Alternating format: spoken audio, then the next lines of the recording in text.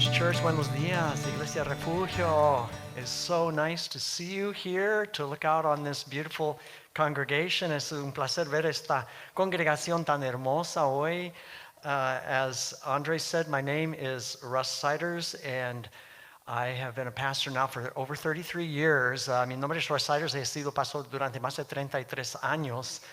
26 of those years, I was the church planter and lead pastor for a bilingual, multi-ethnic congregation in Central California, much like Refugio Church. So I feel really at home here. Fui pastor plantador, pastor principal de una iglesia bilingüe y multiétnica en California Central, así que me siento muy en casa aquí con ustedes. Es un placer. And I'm here today with my wife, Mindy. We've been married for 37 years now, and we are here in Middle Tennessee. We moved in July. Nos trasladamos a Tennessee a medios de julio y con mi esposa Mindy, mi esposa de 37 años. And God has moved us here in a new season. Our son and daughter-in-law live here in the Nashville area, and they are expecting our first grandchild, a granddaughter in December. Nuestro hijo y nuera están acá en Nashville, están esperando a nuestra primera nieta en diciembre. Estamos bien emocionados por ese gran evento, excited about that great event. And then we also have our youngest son, our second boy, in Dayton, Ohio, and he's working there, living there, which is not far from us. And my wife's parents are there, so we're closer to her parents. My parents are in the Midwest, so we wanted to be in this season with our family, with both the older generation and the younger generation. Mi hijo menor vive en Dayton, Ohio, con mis suegros también. Él está trabajando allá, así que estamos acá más cerca de familia, la generación más vieja, la más nueva también. Así que, and in the middle of that, doing kingdom work. Ministering in the name of Jesus Christ. You never retire from God's work, okay? So nunca uno se retira de la obra de Dios. Acá estamos haciendo la obra del Señor. So I'm so grateful to Pastor Mark.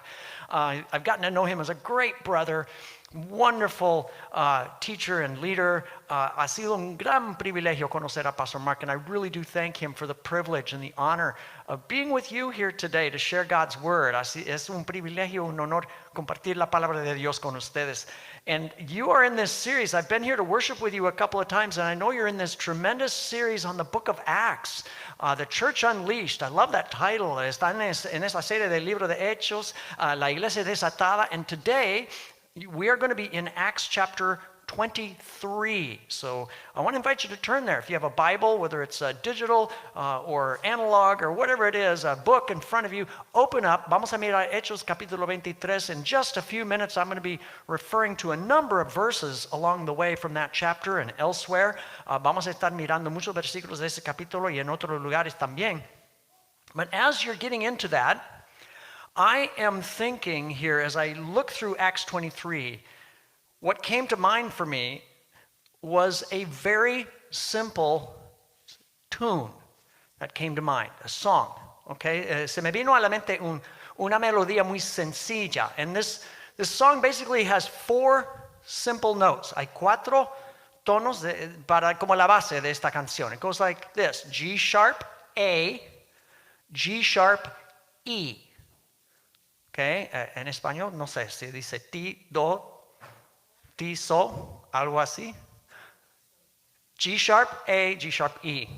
Simple, muy sencilla la canción. And yet, this music represents something that is a little bit unsettling, a little bit disturbing, maybe even scary. Es algo, música un poco turbante, hasta espantosa. You might get the idea when I just sing this for you, okay? It goes like this.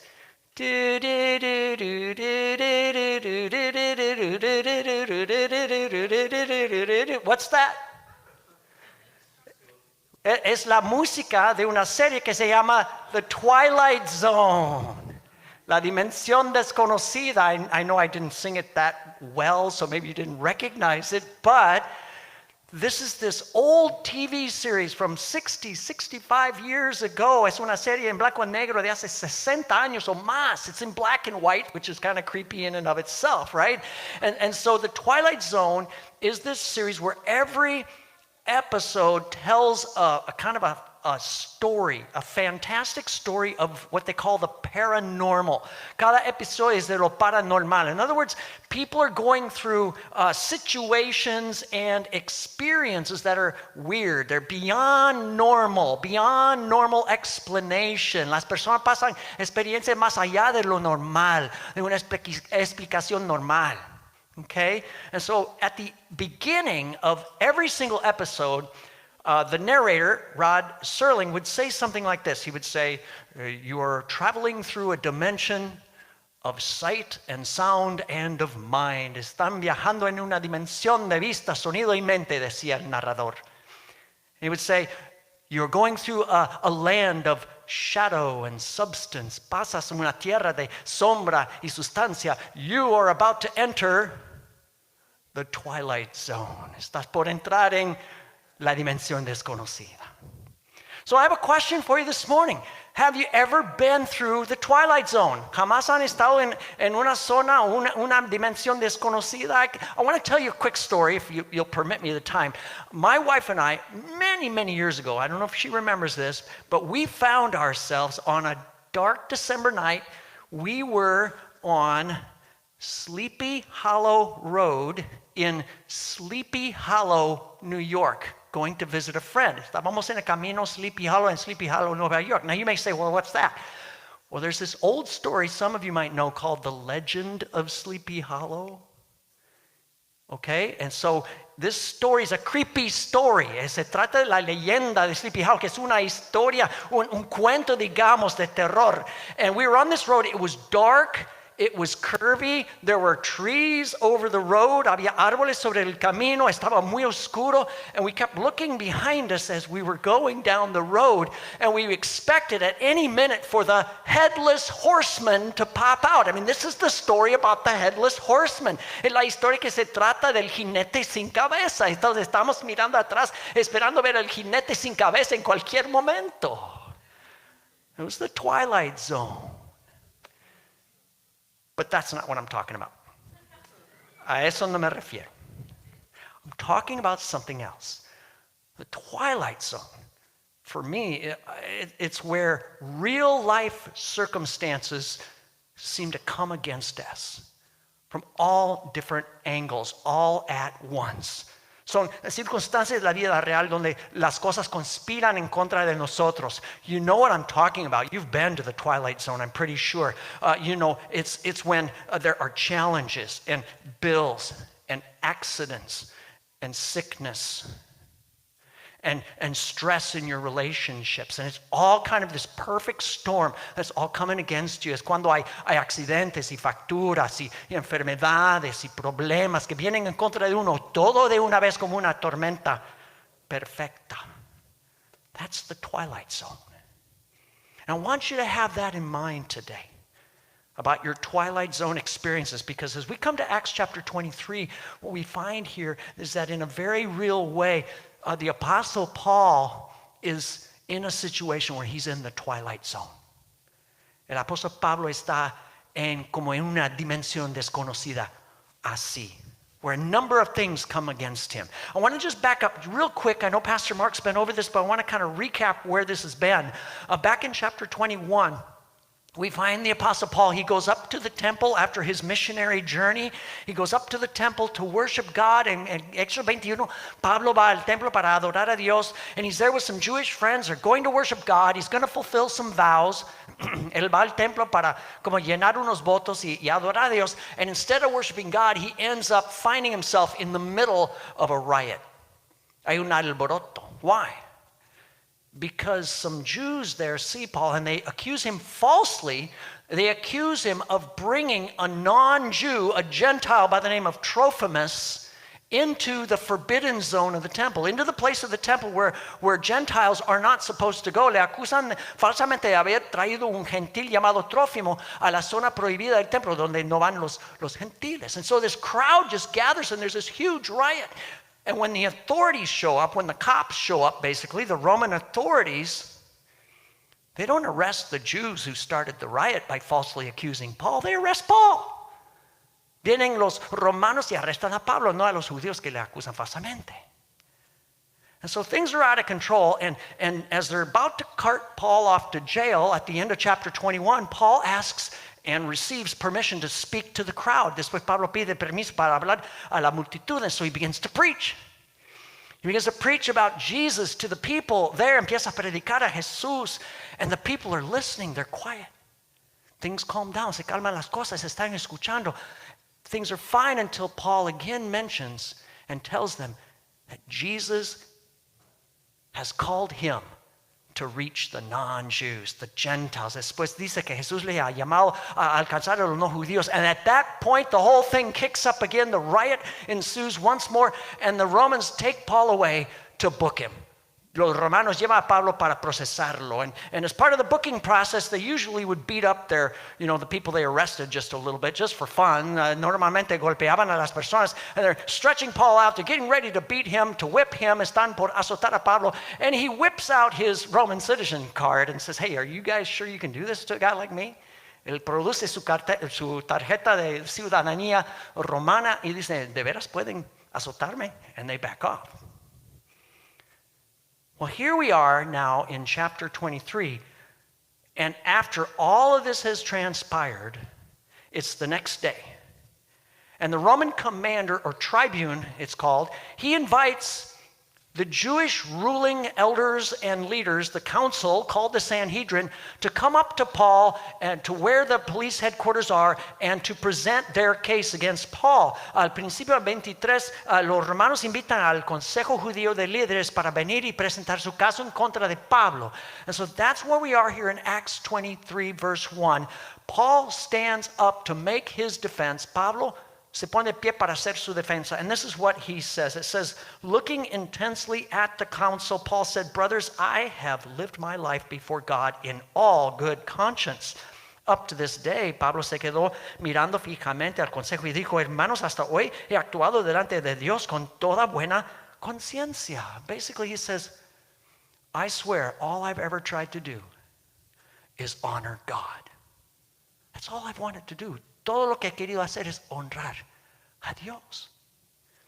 And for that sincere confession of truth, the Jewish high priest Ananias standing there commands that Paul be slapped in the face. El sumo sacerdote Ananías manda que le den una bofetada en la mejilla. And then verse 3 says, Paul said to him, God is going to strike you, you whitewashed wall. Are you sitting to judge me according to the law, and yet contrary to the law you order me to be struck? Hipócrita, a usted lo va a golpear a Dios, reaccionó Pablo. Ahí está sentado para juzgarme según la ley, y usted mismo viola la ley al mandar que me golpeen.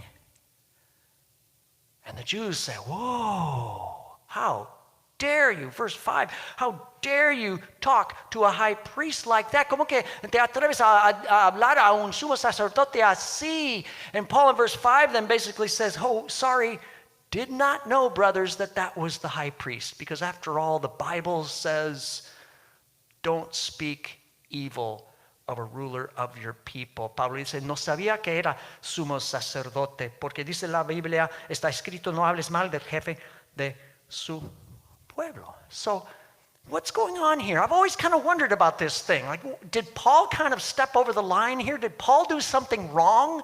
¿Es que Pablo hizo algo incorrecto o equivocado? Hold that thought. Because you see, Bible scholars believe that when Paul says, I didn't know that was the high priest, first of all, he's telling the truth. He didn't know. En primer lugar, no sabía que era el sumo sacerdote. But second of all, what he's kind of saying between the lines is, hey, I didn't know that guy was the high priest because he wasn't acting like a high priest. High priests don't violate the law and ask for people to be hit when they've just told the truth. No sabía que era sumo sacerdote porque no se portaba como sumo sacerdote, porque así no son violando la ley y pegando a los inocentes. Paul's not being a jerk. He's being bold. He's being bold. Pablo es atrevido. And not only that, he's being prophetic. El profético también. Why? Well, we can't see it here, but the history books tell us that several years after this interaction, in the year 66 AD, this high priest, this unscrupulous high priest named Ananias, guess what happened to him? He was struck down. He was assassinated. Años después, este fue asesinado. Este sumo sacerdote fue asesinado en el año 66 después de Cristo, después de este intercambio. Paul is being bold. And Paul is telling the truth. And Paul is even predicting what's going to go on, because it's not Paul who's speaking, it's the Holy Spirit at work in Paul. This is evidence of the Spirit of God. Es evidencia de que el Espíritu Santo está hablando por medio de Pablo. And then we have another evidence of the Spirit at work. As Paul looks around at the room, he perceives something. Let's go to verses 6 through 8. Versículos 6 a 8. Now when Paul perceived that one part were Sadducees and the other Pharisees, he cried out in the council, "Brothers, I am a Pharisee, a son of Pharisees, and it is with respect to the hope and the resurrection of the dead that I am on trial." Pablo, sabiendo que unos de ellos eran saduceos y los demás fariseos, exclamó en el consejo: "Hermanos, yo soy fariseo de pura cepa. Me están juzgando porque he puesto mi esperanza en la resurrección de los muertos." And when he had said this, verse 7, a dissension arose, a conflict between the Pharisees and the Sadducees, and the assembly was divided. Apenas dijo eso, surgió un altercado entre fariseos y los saduceos, y la asamblea quedó dividida. So these two groups, Pharisees, Sadducees, within the Jewish ruling council, and they start going at each other. Why? ¿Por qué están peleando estos saduceos y fariseos en el grupo de los judíos?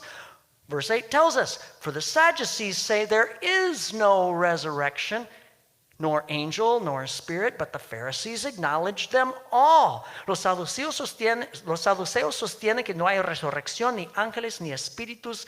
Los fariseos, en cambio, reconocen todo esto. So Paul here exposes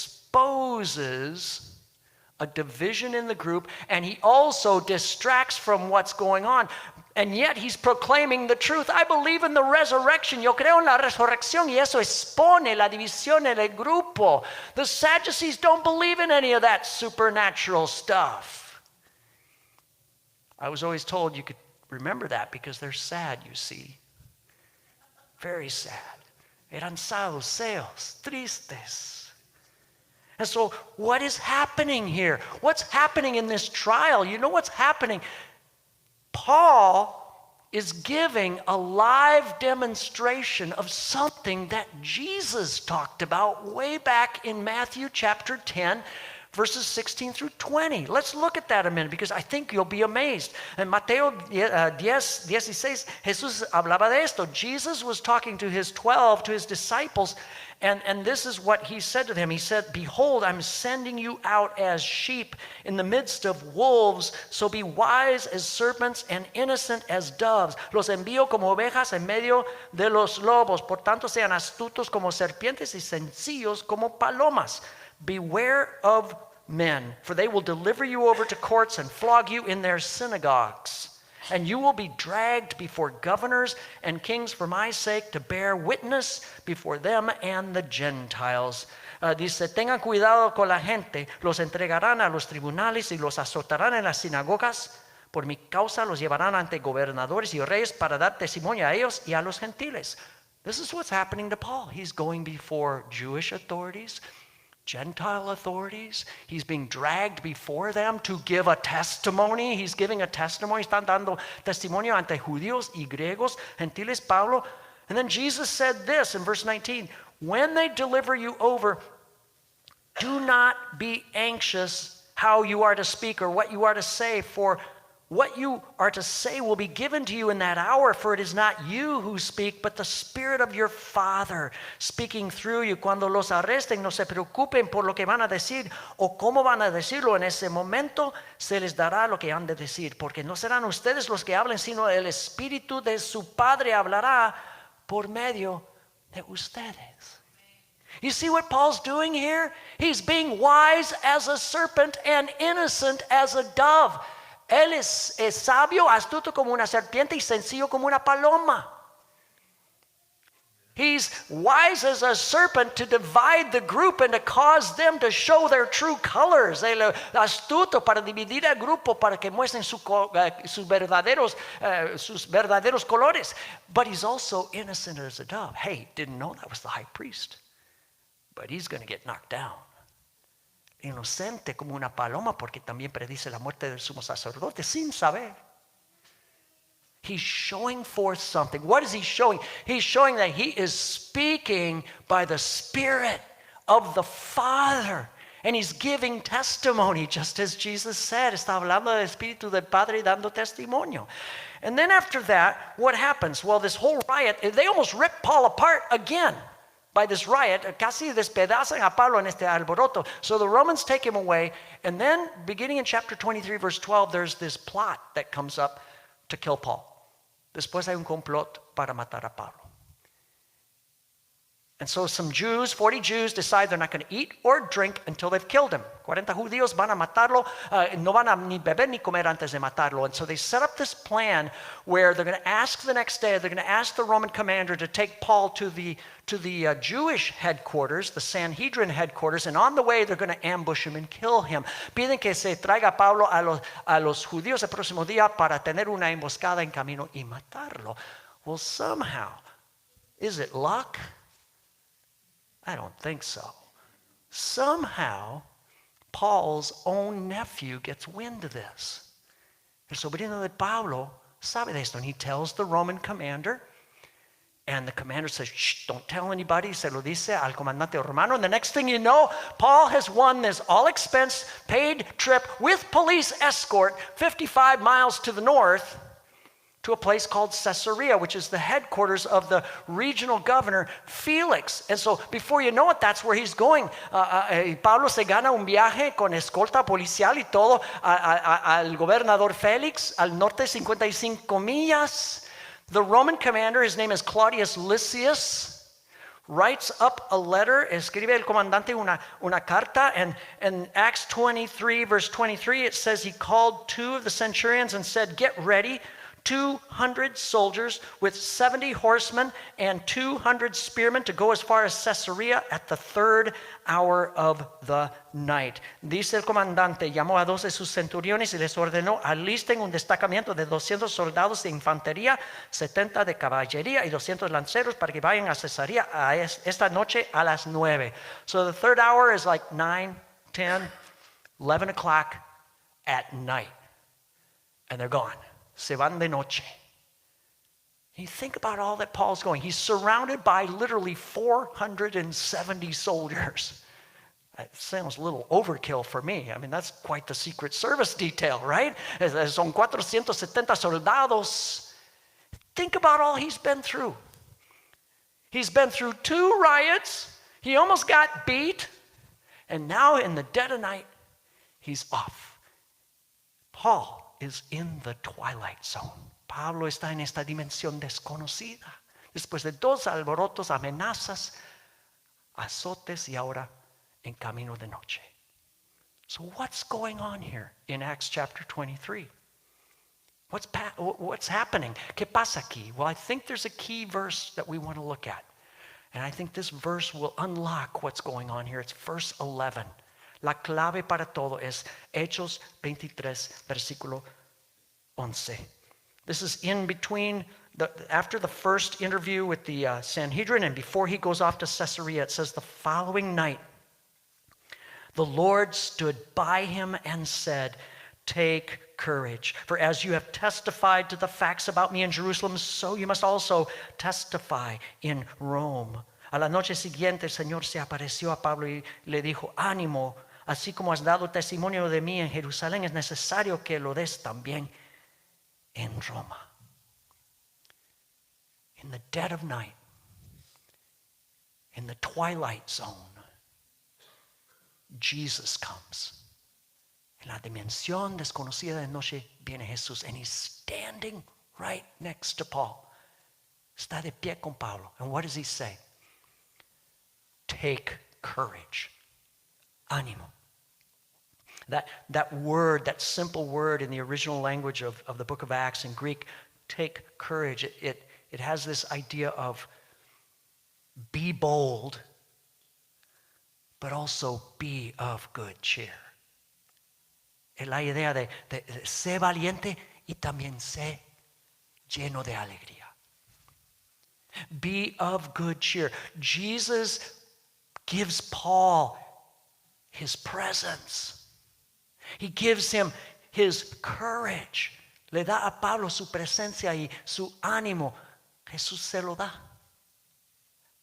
And then Jesus not only gives him his presence, he gives him his purpose. También le da su propósito. You are going to testify to the facts about me in Rome, just as you've done in Jerusalem. Vas a testificar de mí como has hecho en Jerusalén, dando testimonio. Así es necesario que lo hagas en Roma.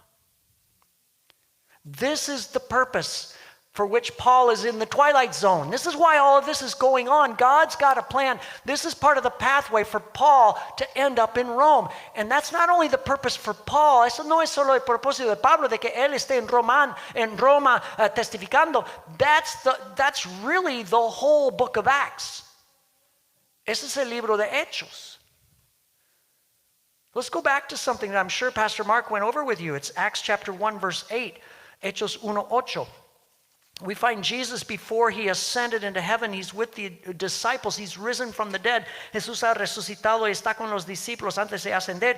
And he says this, you will receive power when the Holy Spirit comes on you, and you will be my witnesses in Jerusalem and in all Judea and Samaria and to the ends of the earth.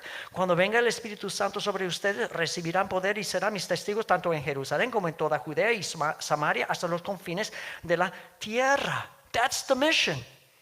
This is why Jesus unleashes his church, for them to be witnesses. Jesús desata su iglesia para que den testimonio. And what do we see in Acts chapter 2? The Holy Spirit comes in power on Peter and the apostles, and they testify. 3,000 people come to Jesus. Where? Jerusalem. And then from there, as you read the book of Acts, it's going out to the surrounding areas of Judea, and then in chapter 8 through persecution in Samaria.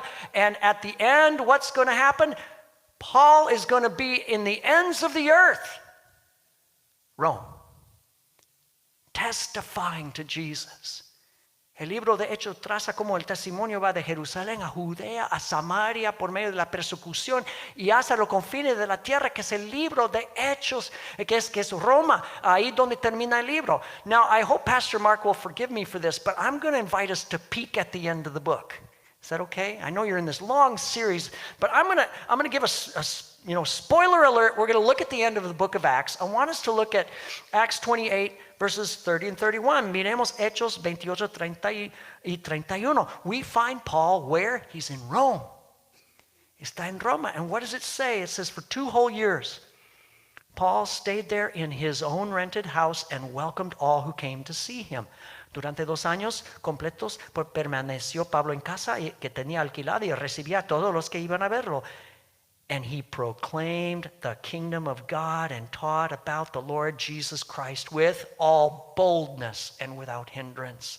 Predicaba el reino de Dios y enseñaba acerca del Señor Jesucristo sin impedimento y sin temor alguno. He was a witness in Rome. And so Jesus is there with Paul. He's saying, that's where you're going. Jesús está con Pablo poniéndole este camino. And everything that you're going to see now, as Pastor Mark takes you through the rest of the book of Acts, everything in between is going to be Paul on this journey to Rome. Pablo ya va a estar en camino a Roma, and he's going to face all kinds of crazy things. He's going to face shipwrecks and more threats upon his life. He's going to face getting bit by snakes, and he's going to be swimming in the ocean. He's going to be doing all kinds of things. Él va a estar en naufragios y también otras amenazas. Una víbora le va a morder y va a estar nadando en el mar y todo. It's going to be the twilight zone from here on out. Es la dimensión desconocida, but it's with a purpose. He can witness to Jesus all along the way. Porque sea un testigo de Jesús. Ese es el propósito de Dios. So I think we need to pay attention to this today. Because this isn't just about Paul. When we read God's word, we understand this is for us too, right? Eso es para nosotros también. Here's the bottom line of what I see here.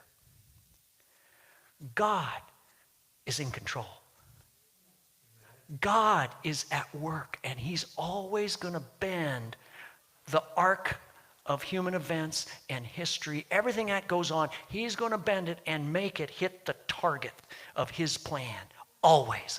And he will never fail. Dios siempre va a poder hacer todo, encorvarse hacia el blanco de su plan.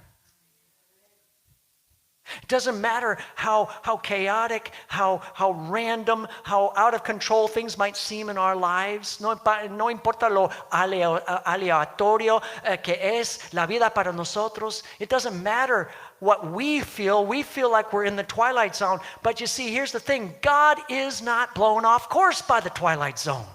It doesn't affect his plan because he's in charge. Dios no está desviado por la dimensión desconocida.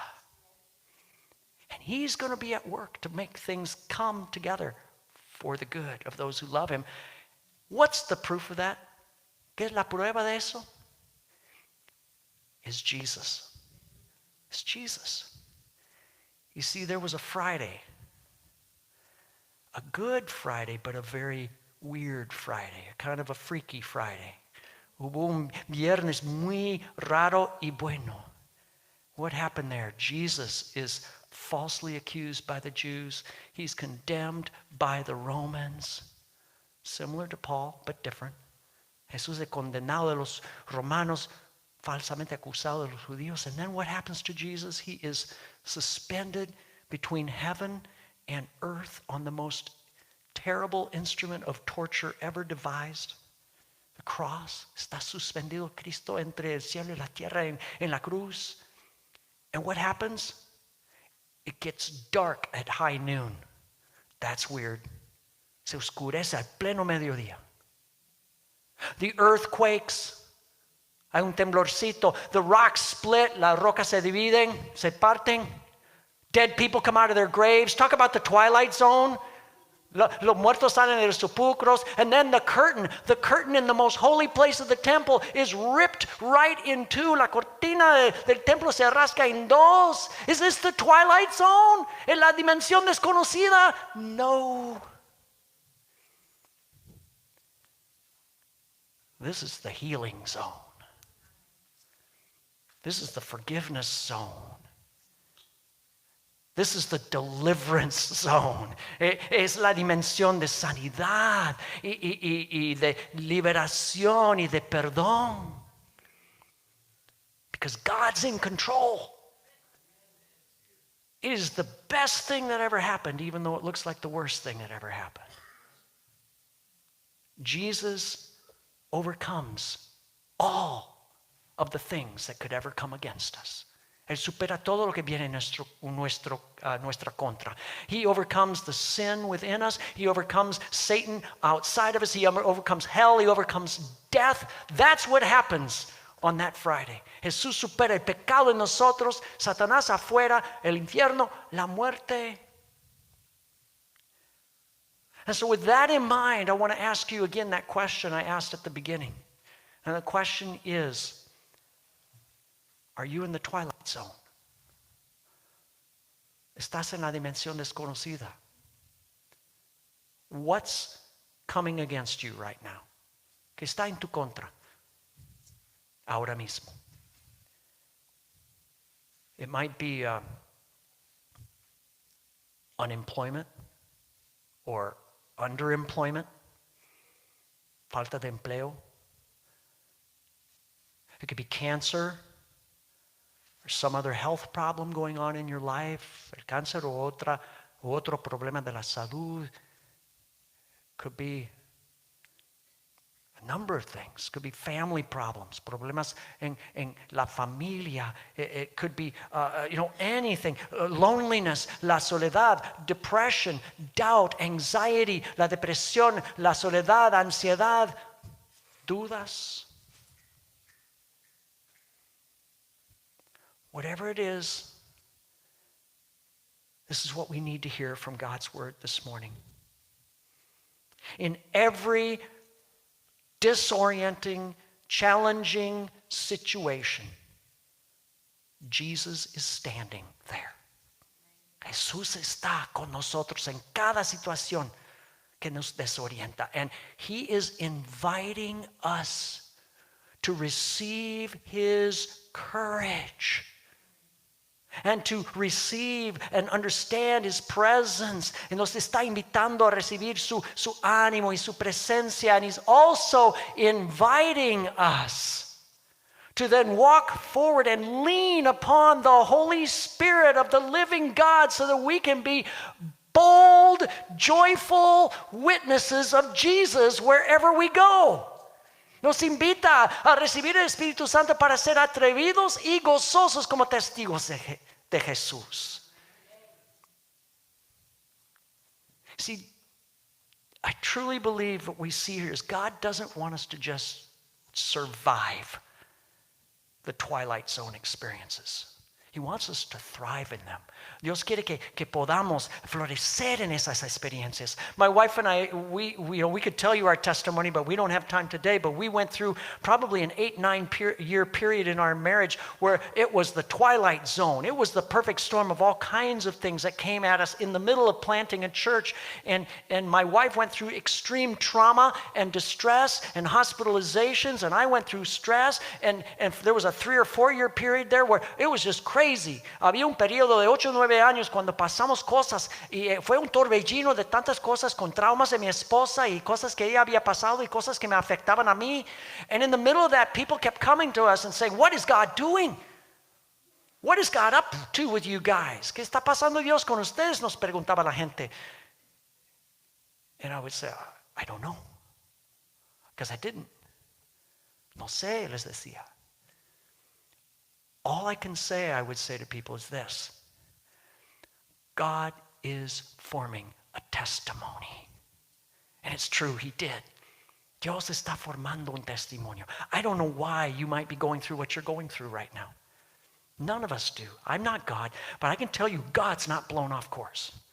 He's got a plan, and He's forming a testimony. So be a bold and joyful witness, even in the midst of your Twilight Zone experience. Puede ser un testigo fiel, aún no sé qué pasa en su vida, lo que está pasando, pero yo sé que Dios está formando un testimonio y ustedes pueden ser testigos atrevidos, gozosos, aún en medio de la tribulación.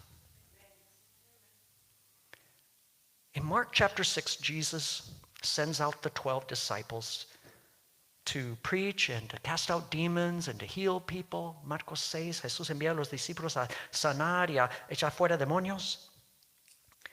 And He gives them in Mark 6 verse 8 a very interesting instruction. Jesús les da esta instrucción. It says, He charged them to take nothing for their journey except a staff, no bread, no bag, no money in their belts. Les ordenó Jesús que no llevaran nada para el camino, ni pan, ni bolsa, ni dinero en el cinturón, sino solo un bastón. Don't take anything. Just take a staff. Lleven solo un bastón, a stick, a walking stick. What's that about? Well, a staff is a symbol of authority. Bastón es símbolo de autoridad. Jesus said, all authority has been given to me. Go, make disciples. Se me ha dado toda autoridad, dijo Jesús, hagan discípulos. A staff is a symbol of authority. Just take my authority. Lleve mi autoridad. And then a staff is also this. It's a symbol of support. Es un apoyo también. I was listening to a devotional by a pastor, and he said, you know what a staff is? He says it's a third leg. Es una tercera pierna, dijo un pastor. I like that. Jesus is saying, as you're walking through life, lean on me. I'm with you. I'll walk with you. Dependan de mí, dice Jesús. That's the invitation that we have this morning from God's word, from the experience of Paul, from the truth of Jesus. If you are walking right now in your own strength, you have never trusted in Jesus Christ, you have never put things in his hand, maybe this is the day where you can hear him whispering right next to you saying, lean on me. Dependan de mí. A lo mejor Jesús está hablando eso a su oído y nunca has confiado en él. If you've never trusted in him, today can be your day to lean on him. You know what that's called? That's faith. Esa es la fe. Do you know you exercise faith every day? When you sat on that bench this morning, you exercised faith. You put all your weight on it and it didn't collapse. Right? Some of us put on more weight than others. We won't go into that. La fe es cuando, por ejemplo, cuando te sientas y pones sobre todo tu peso sobre un sillón. Esa es fe. Jesus is saying, put all of your weight on me. Trust in me. I will forgive you. I will work with you. I will change you. I will help you. Te voy a perdonar y ayudar y cambiar. So if you've never done that, I would love to pray with you. We have other people here that would love to pray with you this morning. Hay otros que podrían orar con ustedes hoy también para eso. I invite you for that. But there are others of you, maybe you've already trusted in Christ, but here's the thing, you forgot your walking stick. And you're just kind of, I'm depending on my checking account balance. I'm depending upon my awesome job. I'm depending on my awesome spouse. I'm depending on my great new car that will never break down. Those things won't last. Jesus is saying, lean on me. Maybe you need to recommit to that. A lo mejor tienes que hacer un compromiso si eres cristiano que ya has dejado de depender de Jesús y estás dependiendo de tu chequera, de tu trabajo, de tu carro, hasta de otra persona. He's saying, lean on me. And so we're going to pray, but I also want to give you a prayer to go. This week, when you wake up this morning, in the morning, I want to invite you to just lift up a simple prayer with two parts. Jesus, I receive your courage today. Make me your bold, joyful witness. Vamos a orar esta semana. Señor Jesús, recibo el don de tu valentía, de tu ánimo hoy. Hazme un testigo atrevido y gozoso.